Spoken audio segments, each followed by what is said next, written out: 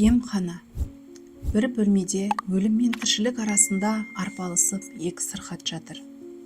Олардың бірі терезенің түбінде, екіншісі есік жақта жатады. Екеуі де орындарынан алысқа жылжи алмайтын күйде жатыр.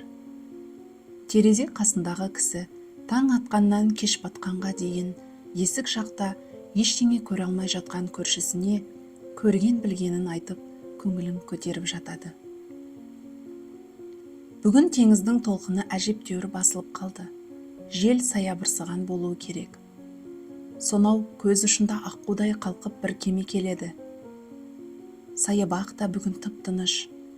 Анау бір ана қызының шашын сипап отыр.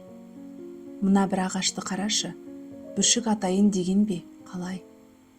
Әне бір балалар қолдарында шарды аспанға ұшырып ойнап жүр. Осылайша түрлі тақырыптардағы әңгімелерді айтып жататын. Анда-санда терезеден сыртқа көз тастап қояды. Сөйтіп қоңырқай күндер өте береді. Бір күні терезе түбіндегі науқастың жүрегі ұстап қалады. Дәрігерді шақыратын түйме есік қасындағы сырқаттың қолы жететін жерде. Түймені басса, дәрігерлер шауып келеді. Бірақ сол түймені баспайды. Дәрігерді шақырмайды. Сондай істі жасатып отырған не нәрсе екенін өзі де сезбейді. Шайтан араласып кетсе, жақсылық жасалмай қалатыны бар емес пе? Қазір де сондай болды. Сайтан оған баспа, терезе түбіндегі орын босаса, сырттағы әдеміліктің бәрін өзің көресің. Қашанғы біреудің айтқанын ғана тыңдап жатасың, деп сыбырлай бастайды. Осындай ойлардың тұманынан шыға алмай жатқанда, қасындағы көршісі қиналып жан тапсырды. Сайтанның айтқаны болды.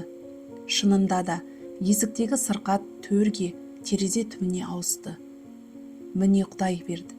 Ал енді бар қызықты өзім көретін болдым деп, қуанған сырқат басын көтеріп, терезеге мойнын созды. Қызықтың көкесі енді болды. Сөйтсе, терезенің арғы жағында қап-қара биік қабырғадан өзге еш нәрсе жоқ екен. Теңізде, паркте, жап-жасыл ағаштар да ойдан шығарылған әңгімелер екен. Сонда ғана ол шайтанның азғыруына түскенін білді. Бірақ бәрі кеш еді. Әңгіме Масхаб.kz сайтынан алынды.